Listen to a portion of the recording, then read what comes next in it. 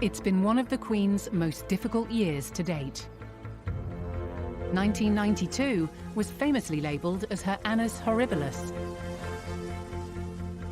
Scandal, marital woes, and tawdry tabloid stories dragged the royal family's reputation through the mire. 1992 is not a year on which I shall look back with undiluted pleasure. It has turned out to be an annus horribilis. But the past year has seen a sense of history repeating itself. Controversy surrounding her children. The allegations may not be new, but they dramatically raised the stakes, not only for Prince Andrew, but the royal family as a whole. I would say no way back now for Prince Andrew. Serious family fallouts. Have you spoken to your brother since the interview? I haven't spoken yet, but I will do. The Queen is a realist, and she knows, with all her experience, that you can't tell your grandchildren what to do. It doesn't work. Damaging accusations against the institution. There's a conversation with you, with Harry, about how dark your baby is going to be? potentially, and what that would mean or look like. A global health crisis that consumed Britain. The Queen is presiding over a nation which couldn't make any sense of what was happening. The fear was profound. And the death of her husband after 73 years of marriage. That picture at the funeral where she's sitting there all alone, that was so sad. That was the picture that I'll never forget. After this year of tragedy and controversy, can the royal family be repaired? It's an insidious drip, drip, drip of damaging headlines. There was a series of collisions that were happening, and it looked like it was going to get worse, and it did get worse.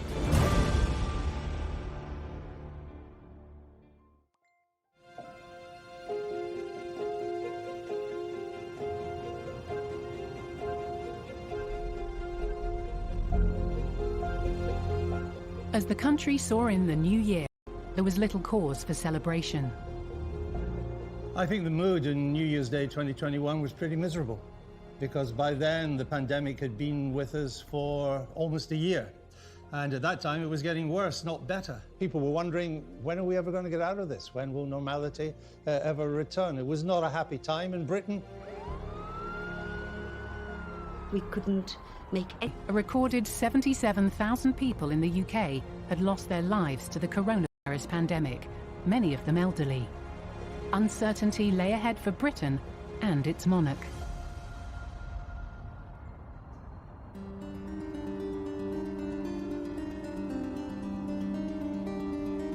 When the Queen woke up on New Year's Day in 2021, I don't think the Queen, like any of us, would have been particularly hopeful of change, because we were still in the thick of that particular winter wave.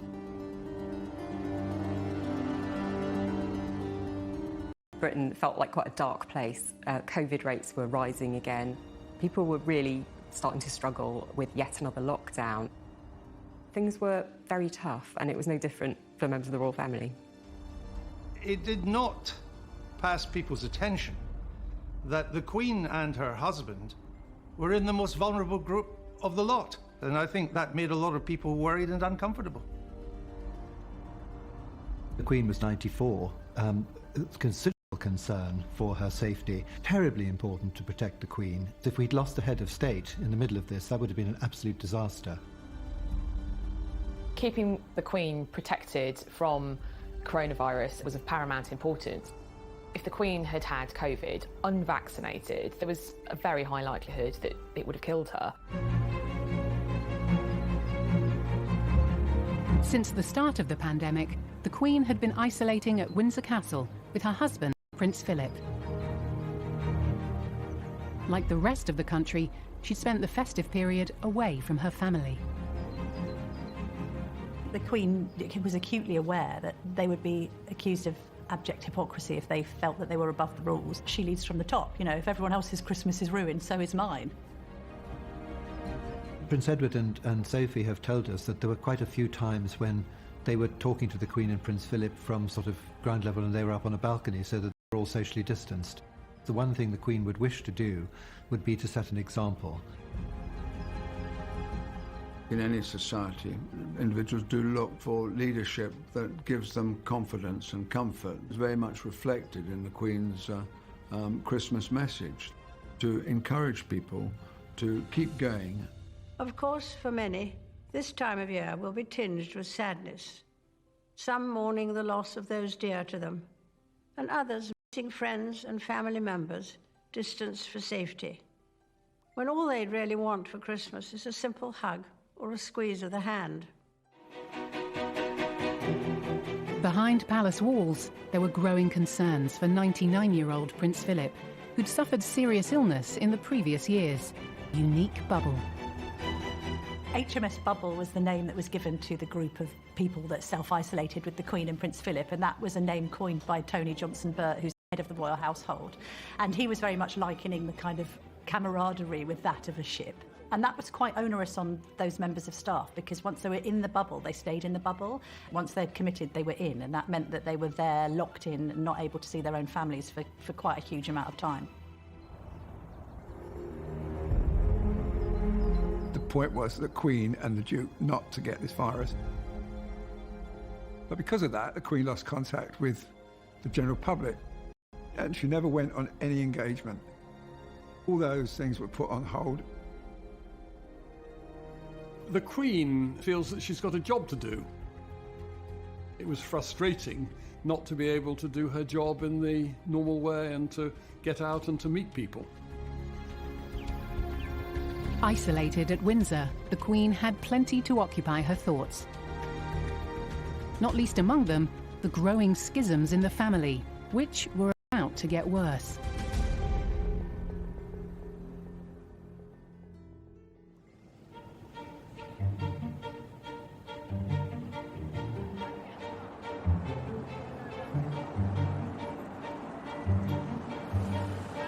It had been a year to the day since Harry and Meghan had dramatically announced their intentions to step away from being senior royals. The announcement by Harry and Meghan that they were withdrawing was obviously an intensely personal family moment for the Queen.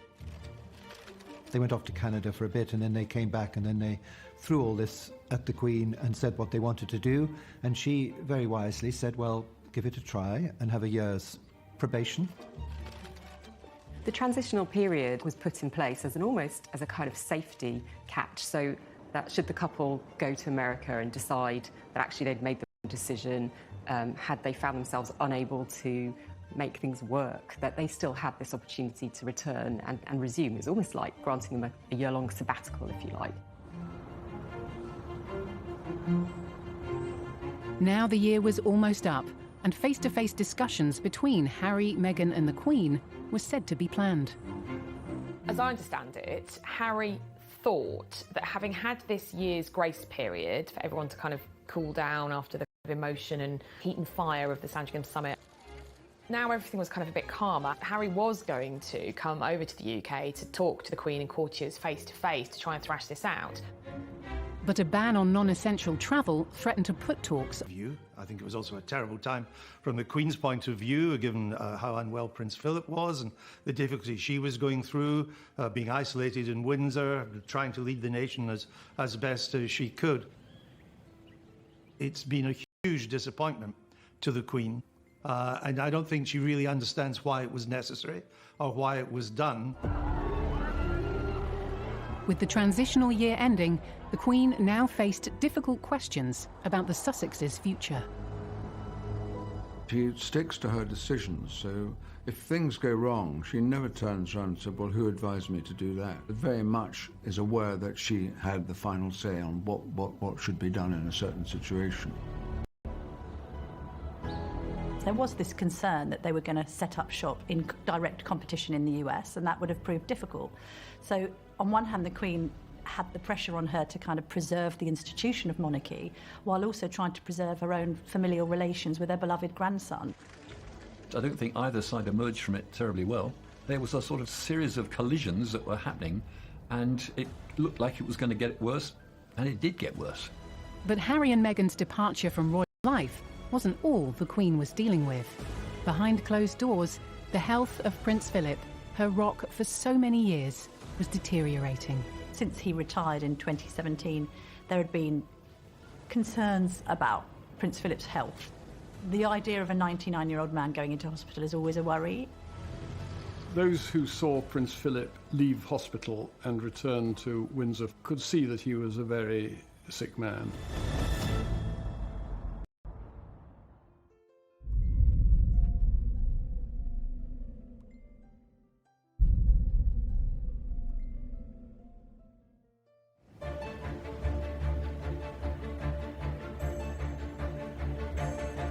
As winter continued, the Queen remained at Windsor Castle with Prince Philip.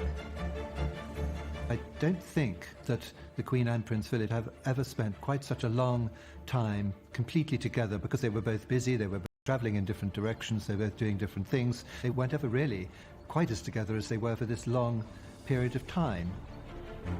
It must have been quite difficult for the pair of them, really, because although the Queen had a principal staff there and a dresser, it was tough. When someone who's been incredibly busy, active all their lives from a very young age, for the Duke, it must have been terrible. He needed always to be busy, and he couldn't do the things that he loves. In the end, it was probably the Queen comforting him.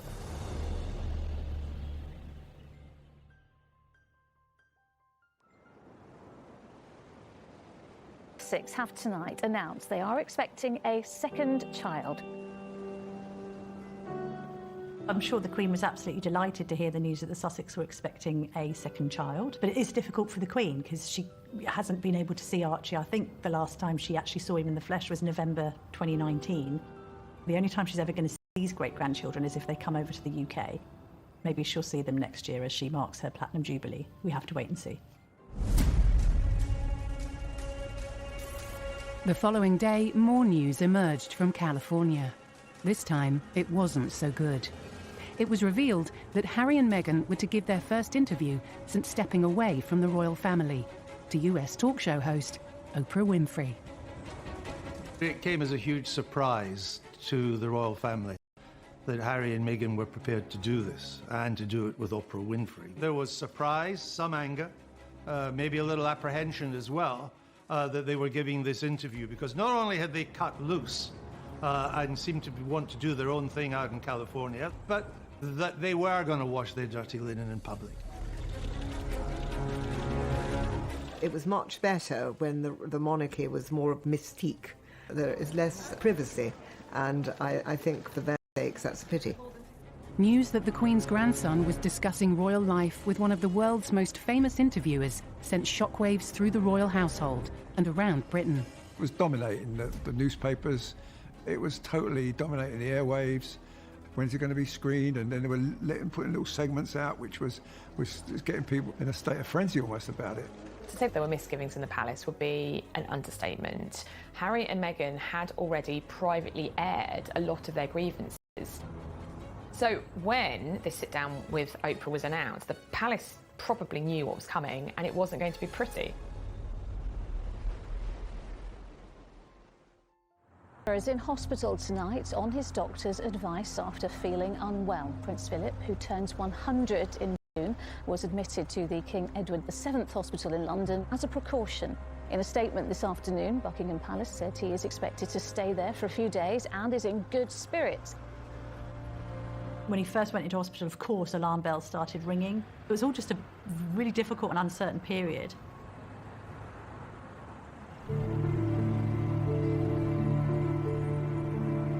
At the same time that the Duke of Edinburgh is in hospital, there's this family drama unfolding.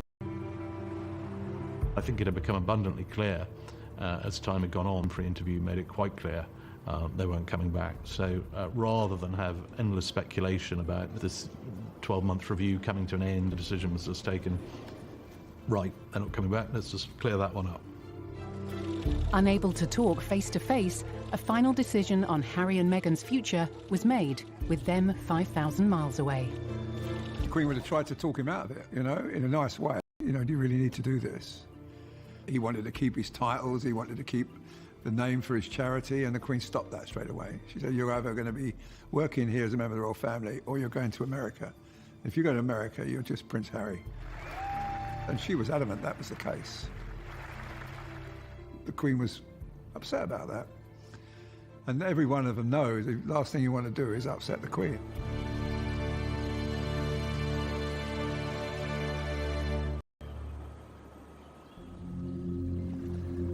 The Queen had taken difficult decisions in putting the monarchy before her family.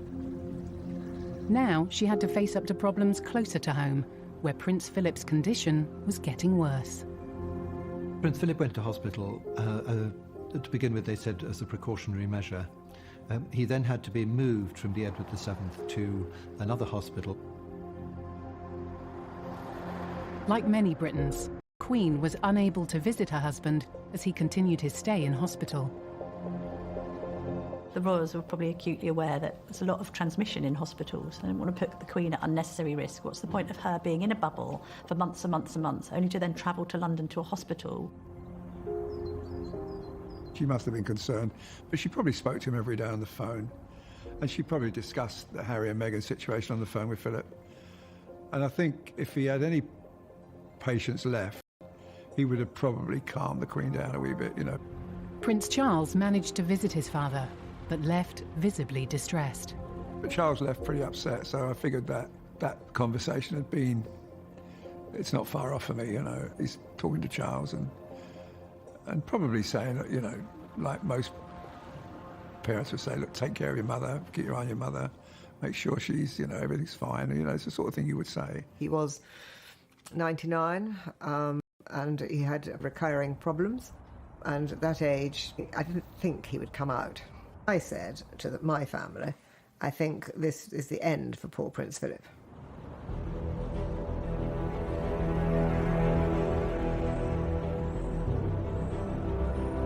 If Buckingham Palace thought the era of explosive tell-all interviews was all over, then it was wrong. The Duke and Duchess's interview with Oprah Winfrey clearly laid out the accusations. This is a image of this country abroad, with accusations of racism and neglect now levelled against it. How much damage has been done? Clearly the court, the advisors to the Queen, the royal family, were braced for not a great interview.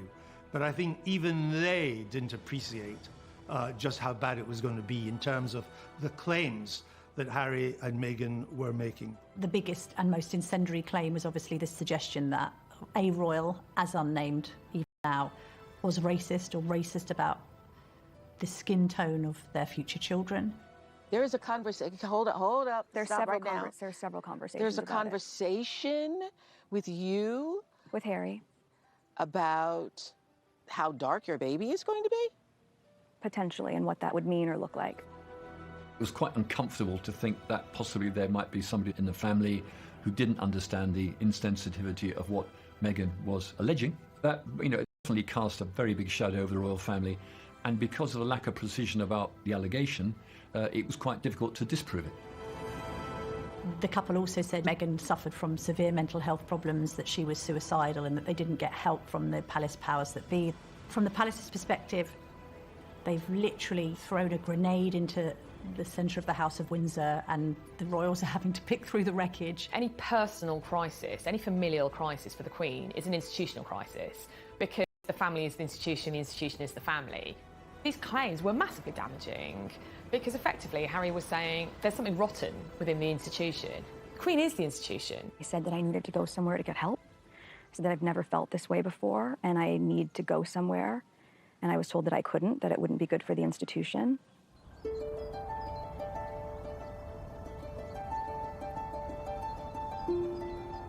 I think some people were genuinely rattled by what was said.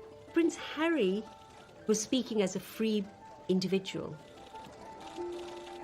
But there's no doubt in my mind that there's great discomfort in the royal family.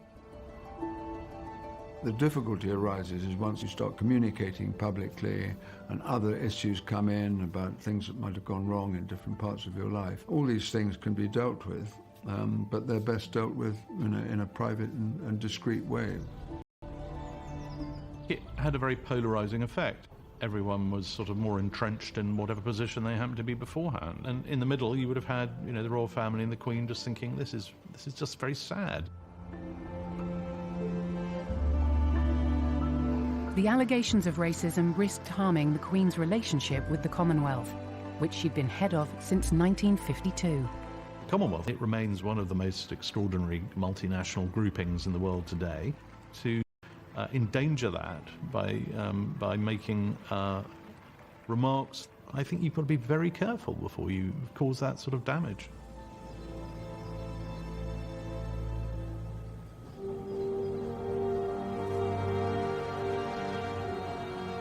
The Queen has tonight addressed some of the huge issues raised in the Duke and Duchess of Sussex's explosive TV interview.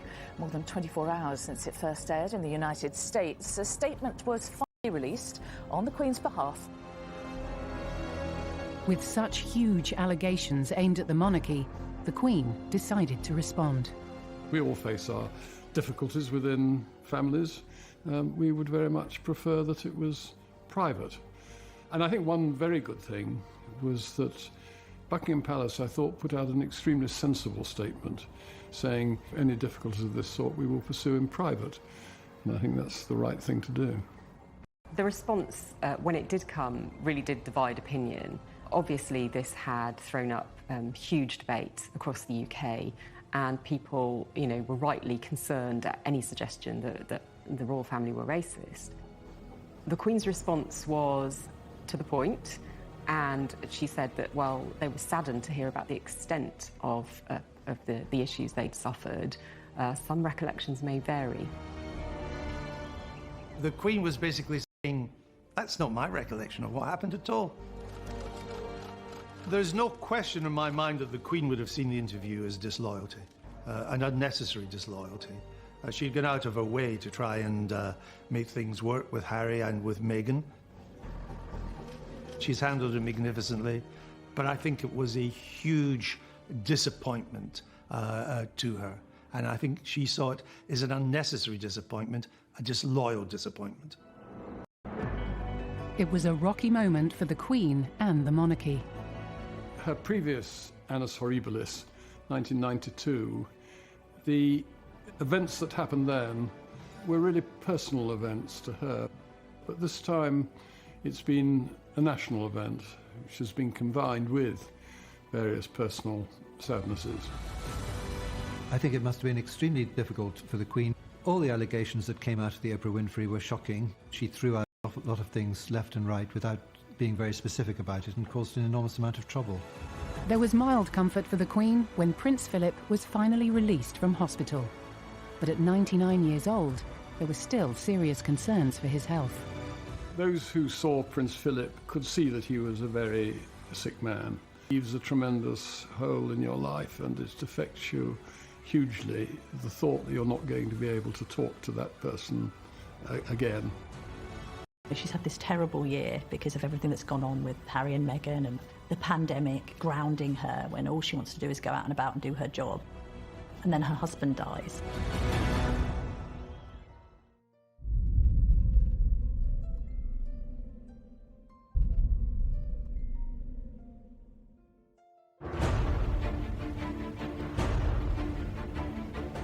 The Queen had endured a terrible start to 2021.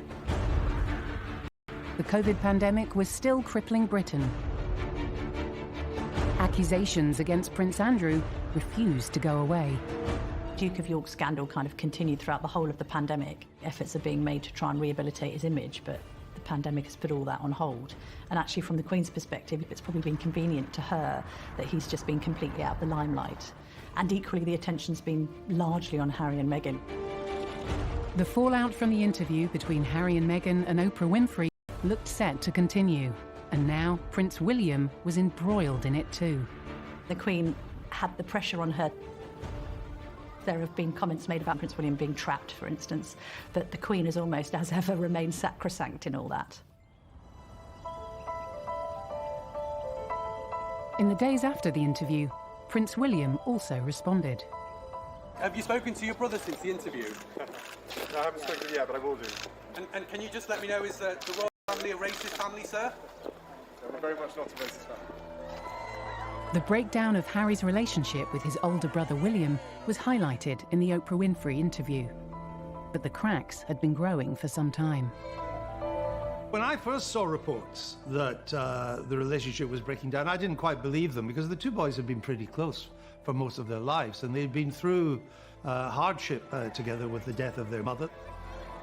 When Harry decided to cut loose from the royal family, leaving a lot more pressure on William and Kate to continue with royal duties, particularly as Prince Philip at that time was seriously unwell, and the Queen had stepped back. So it meant the royal duties were now being shared between fewer and fewer people. And I think William did resent that. The Queen made it clear in her statement in response to the Oprah interview that Harry and Meghan remained much loved members of the family.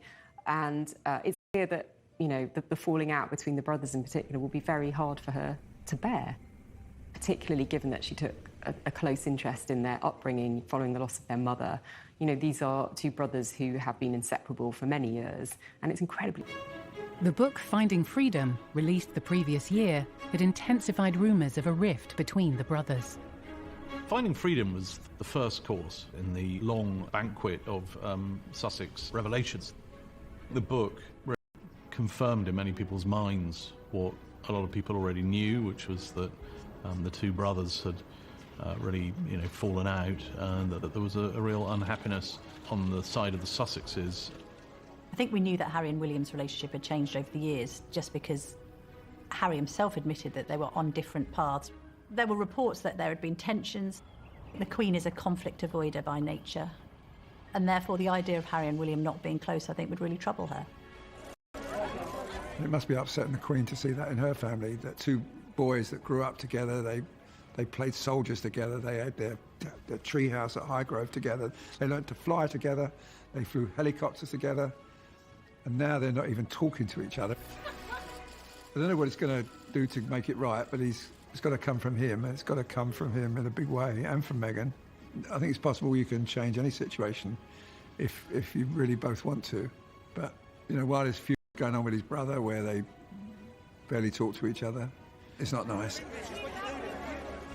There is a risk that this kind of almost sidebar soap opera between the two can overwhelm and overshadow more important events in the royal family.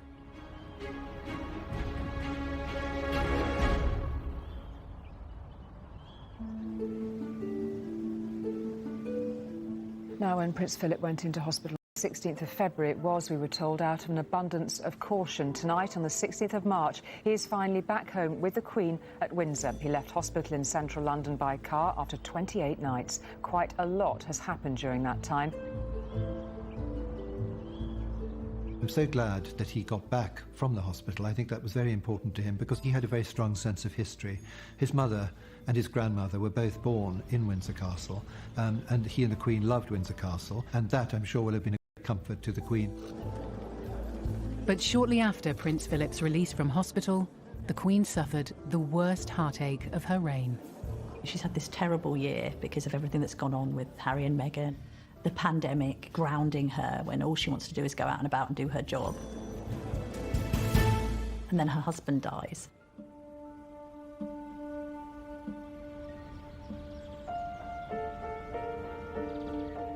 We are interrupting normal programmes to bring you some news from the royal household.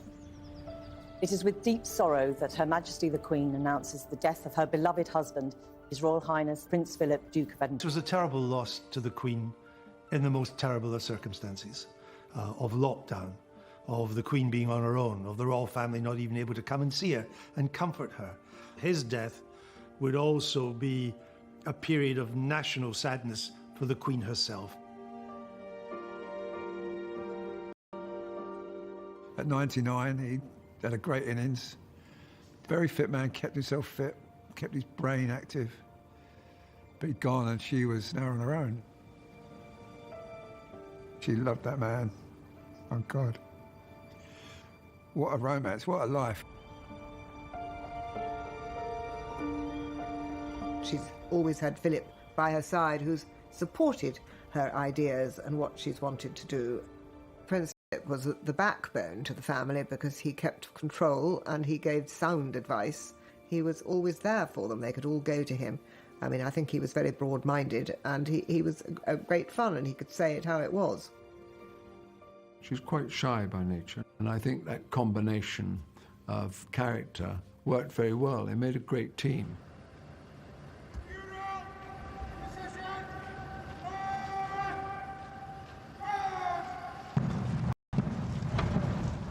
On the day of Prince Philip's funeral, there were blue skies, with Windsor Castle basked in sunshine. In a stripped-back service, the small number allowed to attend were forced to sit apart. But the distance between brothers William and Harry continued to attract attention. There was a lot of talk about whether Harry and William would speak to each other. In the run-up to the funeral, that threatened to overshadow it. In order to dissipate that, the brothers did make a show publicly of coming together. The Duchess of Cambridge kind of acted as peacemaker, and they had a chat as they walked from the chapel. And I think that was a very good PR move to make sure that the narrative of the day was about Prince Philip and not about their own row. We have been inspired by his unwavering loyalty to our Queen, by his service to the nation. The Queen sat alone as she grieved for her husband of 73 years. That picture at the funeral where she's sitting there all alone, and that was so sad. That she was keeping the rules, keeping the isolation rules, sitting on her own, and there she was burying her husband. That was the picture that I'll never forget. He was an essential part of her working life, as well as inevitably of their private and family life. The Queen has been through, decades of it. No one else. She set her sights on him. She married him. He was a husband for 73 years, so his loss will have been absolutely heartbreaking for her.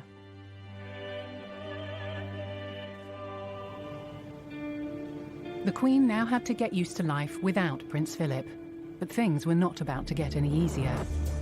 More problems continued to surface as her terrible year went from bad to worse. An official inquiry dredged up a particularly difficult incident from the royal family's past. The Panorama interview of 1995 was a real low point for the monarchy, particularly for William and Harry. To have that regurgitated quarter of a century later was pretty grim for everybody concerned. The interview was basically exposing everything that the public thought was probably wrong about the royal family. So for this to come up again was to raise a subject the royal family wish would go away. And on top of that, the constant coverage of her grandson's troubled relationship showed no signs of abating. All the conversation was in newspaper offices. Did they meet afterwards? Did Harry go and see his father afterwards? If there's a constant, is there a reconciliation? Are they friends again? Is it on? Is it off? It will overwhelm everything else. The soap opera will take over from more important matters. I think William realises that. I think the Queen realises it too.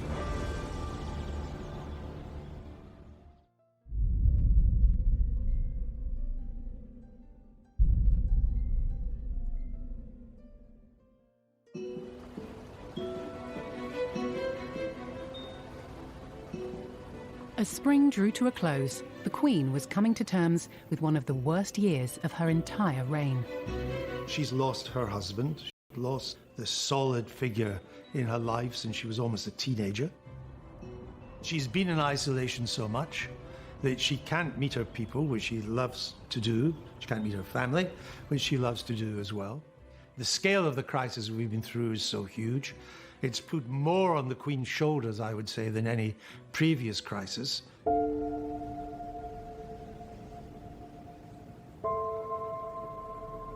The Panorama interview that changed Princess Diana and the royal family's lives forever was obtained with deceit.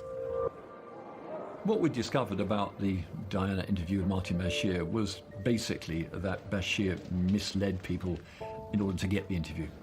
In truth, nothing that he did made the interview invalid, although it's now often described as a discredited interview, because Diana was going to say it, and Diana was going to choose Panorama. And I know that because 10 years before she told me, when I was making a programme about her, that what she really wanted to do, but she did.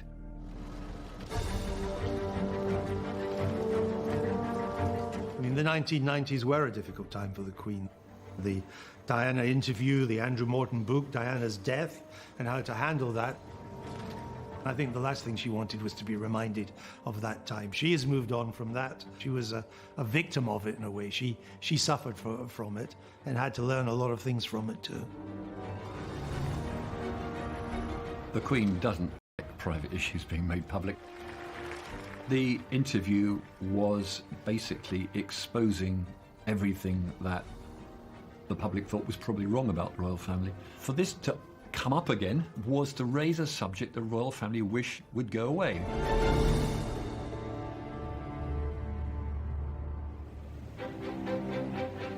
In response to the findings, Martin Bashir apologised for using forged documents and said that it was an action he deeply regretted.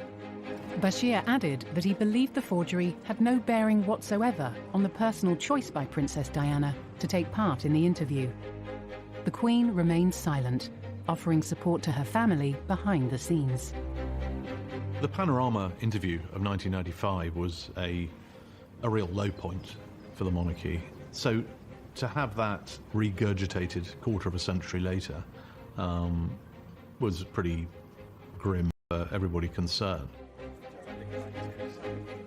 It was still damaging, all that stuff being brought up again to the institution in the monarchy, and it was something else for the Queen to have to kind of think about ghosts coming out from the past. You know, when difficult things from the past do resurface and have to be faced again, it can't be pleasant. The BBC apologised, and I think that will have helped in a sense to draw a line under it.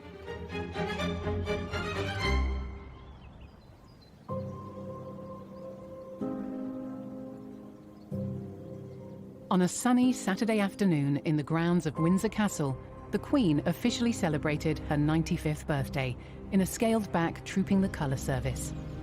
But what should have been a day for celebration was overshadowed by a notable absentee.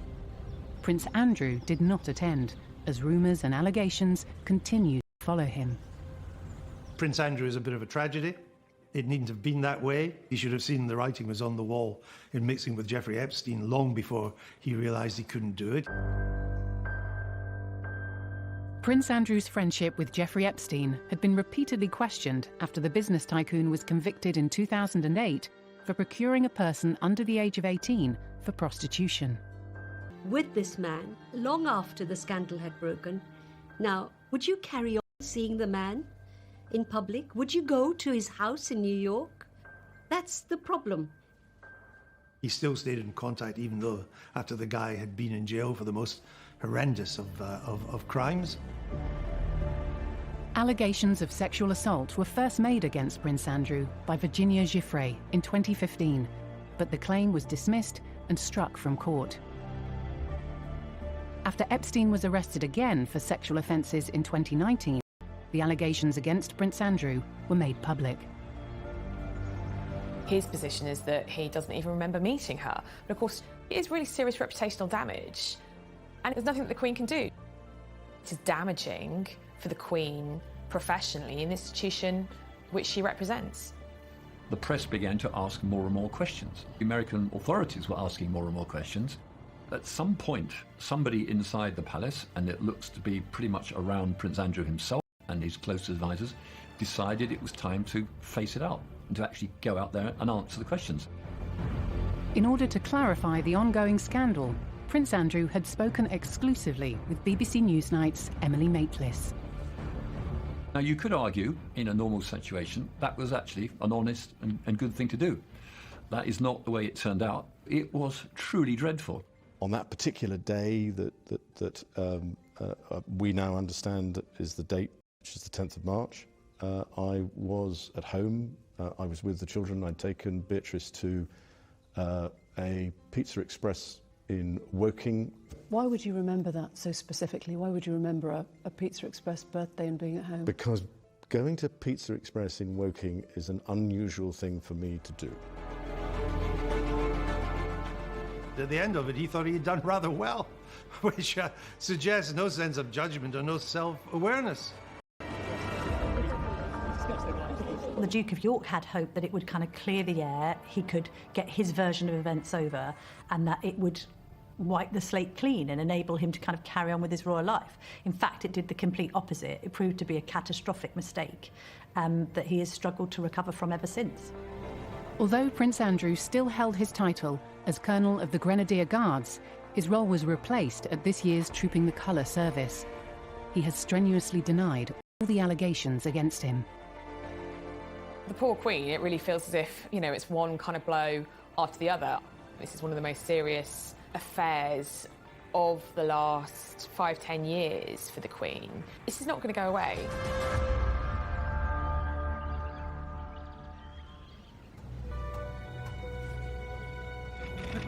On what would have been Diana's 60th birthday, William and Harry came together in a rare meeting to unveil a statue of their mother at Kensington Palace. Here they were in the same place, in the grounds of their childhood home, the first time they'd been seen together in public since Prince Philip's funeral. Again, the media was dominated by reports of the pair's difficult relationship. Even when they were there together unveiling the statue of their wonderful mother, Diana, who was, in my view, the greatest woman of the 20th century.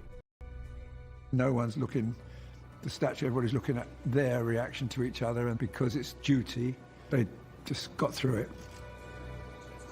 It did bear the hallmarks of quite a sort of tense moment.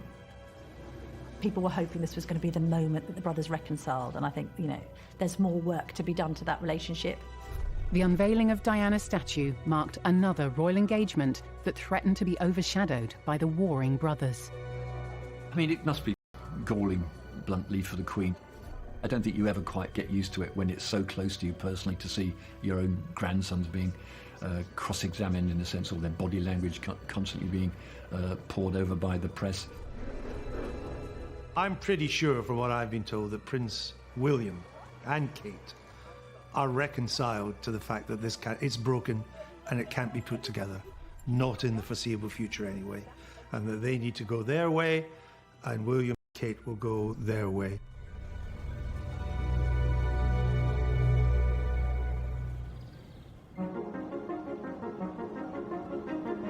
After 16 months of lockdowns and limitations, summer finally saw an end to most coronavirus restrictions in the UK. Spirits lifted and temperatures soared. At midnight, nearly all remaining restrictions were lifted, including an end to social distancing rules.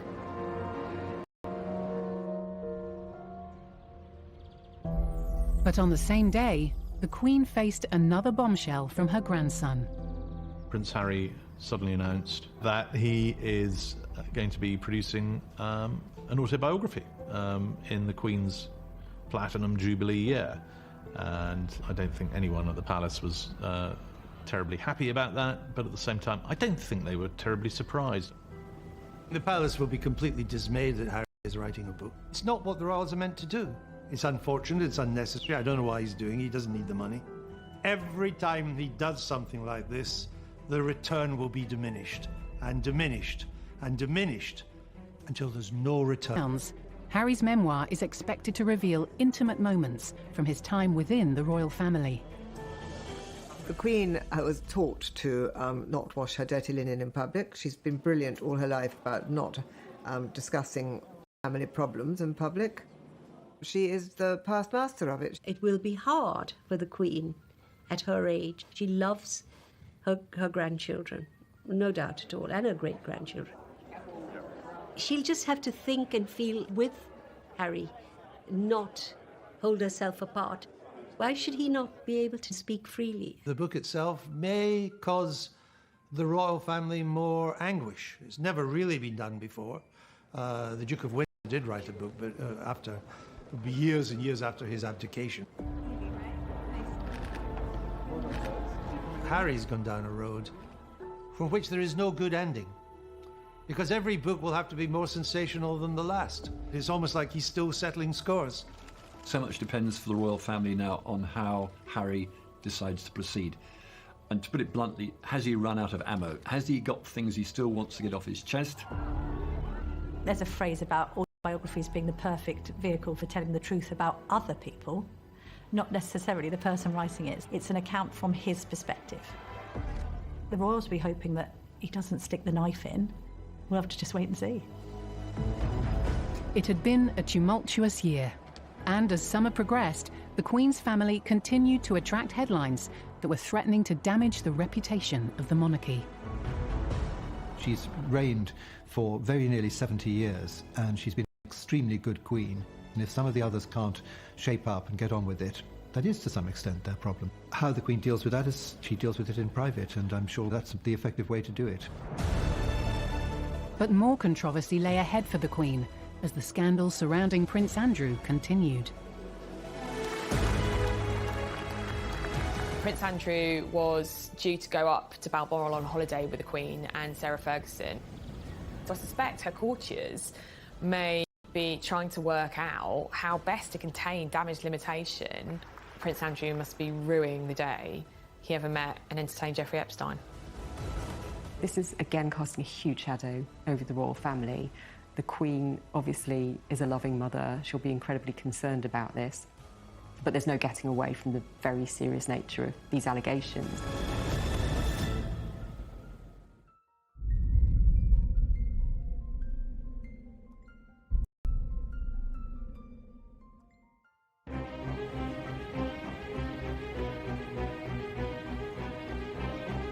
The Queen was living... This year, we've had everybody huddled in their homes every day, her included. And then at the end, when it starts to pick up and the vaccine's here, she loses Philip. That's pretty tough. The Queen's talked about her annus horribilis in the past, and I think that this year is up there alongside that. It's been incredibly difficult. It's been a sort of endless stream of challenges, and set against the backdrop of the pandemic, it's a lot for her to go through. At the end of July, the Queen travelled to Balmoral for her annual visit. It was the first time she'd holidayed there without husband Prince Philip. But shortly after she arrived, the Queen was met with more controversy.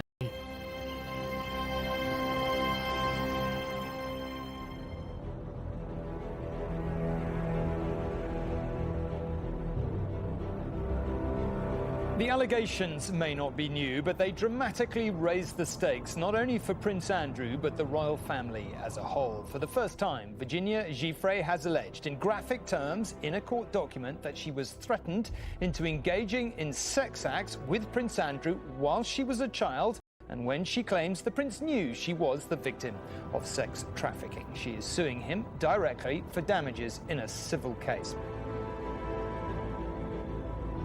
In August, a legal case was filed against the Duke of York, alleging rape in the first degree, which is quite an extraordinary allegation.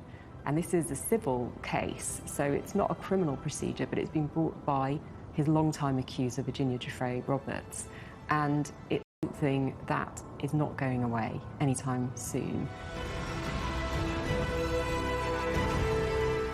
This is again casting a huge shadow over the royal family. The Queen obviously is a loving mother. She'll be incredibly concerned about this. But there's no getting away from the very serious nature of these allegations.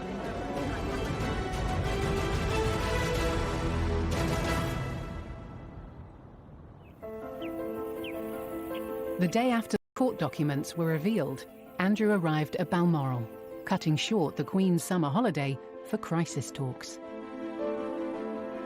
Just at the point the Queen thought she might have a break from the difficulties in Balmoral, you know, one of her favourite places in the world, this legal case will have sparked huge concerns again. These are incredibly damaging allegations for Prince Andrew and for the wider royal family. It's extremely difficult for the Queen. I feel very sorry that the Queen has had to deal with the crises of enjoying all the good things. Prince Andrew has always denied the accusations against him, but the ongoing scandal could have a serious impact on the future of the monarchy. It's an insidious drip, drip, drip of damaging headlines. I can't think of any other time that a member of the royal family has ever been accused of a crime, much less something so serious as this. We have to assume that he's innocent, as he said, but just the slinging of that mud, very serious mud, threatens the reputation and the standing of the monarchy. This is one of the most damaging things the Queen has faced in her reign. It's another drama, but so far he's not been charged with anything, so it's all alleged, and let's see what happens. But the Queen is still her son, and, you know, she's his mother, and she will never, ever abandon him. Andrew's been through a bad time, but not one member of the royal family has said anything about Prince Andrew. Whatever they might be saying privately, it will be private and never get out. I don't really think he can ever recover. And that saddens the Queen too. That's another disappointment for the Queen, because she was always rather fond of Prince Andrew. I would say no way back now for Prince Andrew. The Queen has faced countless tragedies and controversies throughout her reign. But after this terrible year, many are asking, can the royal family bounce back?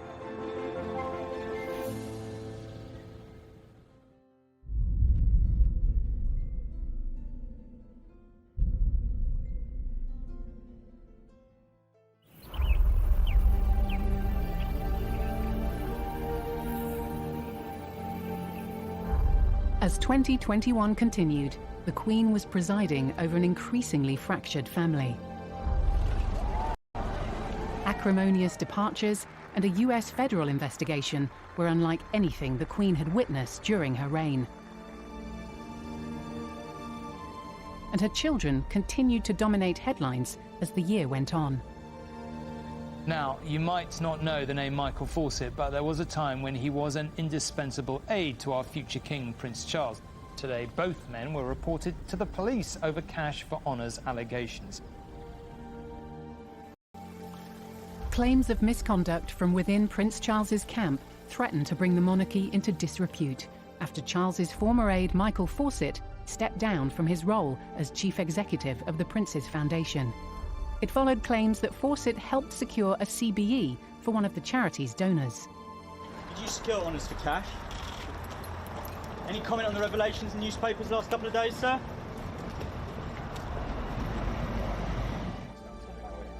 The future king admitted the allegations were an embarrassment. With the Queen in the twilight of her reign, the stability and future of the monarchy is paramount. The Queen has guided it all through for 70 years, and Prince Charles will do the same, and there'll be William will do the same, and George will do the same, because they will be brought up in that tradition. But at the moment, the Queen is still the boss, and she intends, I think, to just finish the job. And whenever that job ends, no one knows, but it will be a sad day.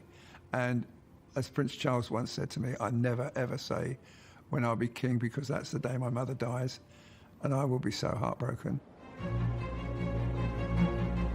As a preliminary trial hearing approached in the US, Prince Andrew returned to the Queen at Balmoral. Debate continued as to whether or not the Duke of York should be allowed to keep his military titles. While he continues to hold some military associations, even though they're in abeyance, questions are being asked about it, especially given that Prince Harry has lost his. She should have excluded him from not just public life, from his position in the palaces, right? She didn't do that. Surely that was something she should have been seen to do. Shortly after Andrew arrived back in Scotland, reports surfaced that he'd been served with legal papers. But the Duke of York's representatives claimed the documents had not been successfully delivered by Virginia Giuffre's team. There were some farcical scenes with her lawyers going to Royal Lodge in Windsor and literally trying to serve the papers on Andrew himself. But of course he wasn't there. He was up in Balmoral with the Queen. Lawyers representing Prince Andrew and Virginia Giuffre clashed in a pre-trial conference call in New York. Disputes continued over the legal papers being served, and a judge set a second hearing for January next year. He's yet to publicly respond this time around. While he has vehemently denied the allegations in the past, clearly he's being advised at the moment not to speak out. Whether he gives evidence remains to be seen, but this is not going anywhere fast.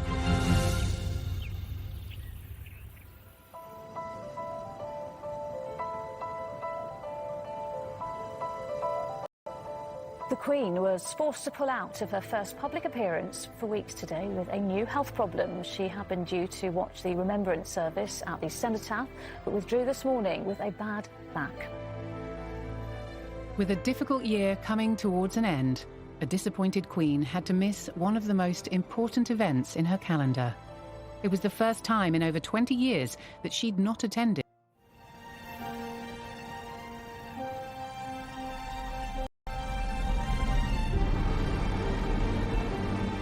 In November 1992, the sight of Windsor Castle in flames summed up a year described by the Queen as her annus horribilis.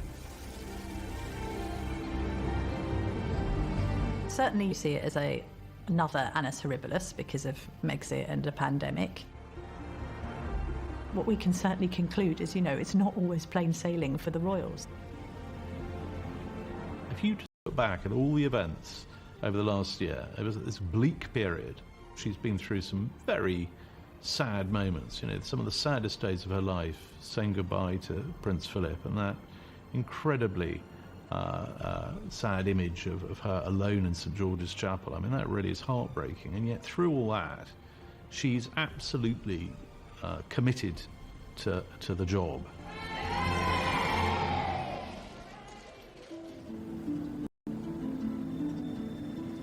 "2021 has been a particularly difficult year, but I think that the way in which the Queen has led us and the way that she's handled it, she's been a role model, as she always is, and I think that that will have deepened the respect and affection that the nation feel for her.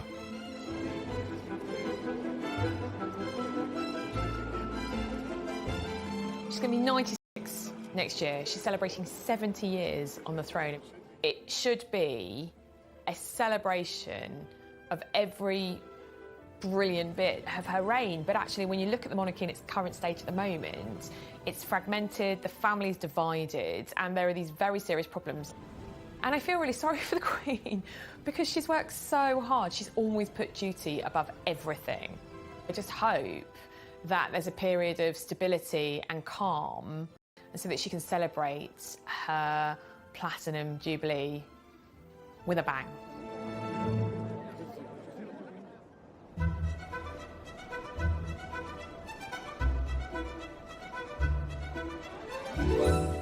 After a year of difficulty and strain, and the Queen's health in the headlines, will this new annus horribilis weaken or strengthen the monarchy?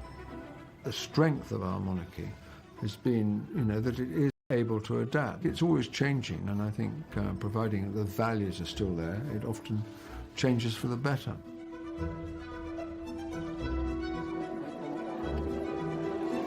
In the past year, the Queen has lost her husband. She's got a grandson who's semi-detached. But that, in a sense, I think the respect for her is stronger than ever.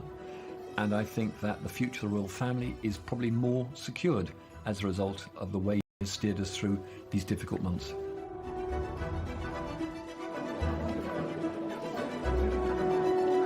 The Queen has shown huge strength of character, strength in the way she does things.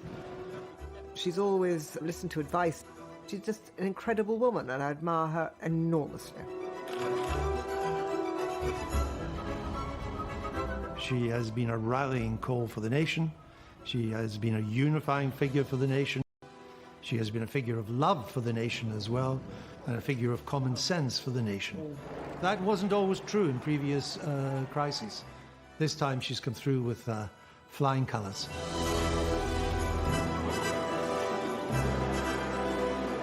Men hadn't even walked on the moon when the Queen came to the throne, and she's been a person who's steadied the ship during all those years. We're very lucky to have her.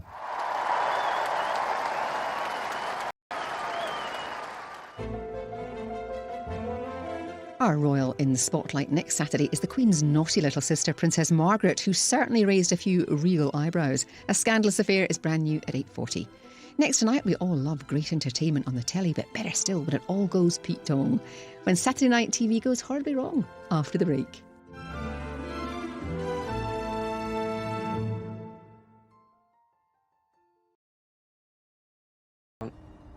Things were very tough, and it was no different for members of the royal family. It did not pass people's attention that the Queen and her husband were in the most vulnerable group of the lot. And I think that made a lot of people worried and uncomfortable. The Queen was 94. Considerable concern for her safety. Terribly important to protect the Queen. If we'd lost the head of state in the middle of this, that would have been an absolute disaster. Keeping the Queen protected from coronavirus was of paramount importance. If the Queen had had COVID unvaccinated, there was a very high likelihood that it would have killed her. Since the start of the pandemic, the Queen had been isolating at Windsor Castle with her husband, Prince Philip. Like the rest of the country, she'd spent the festive period away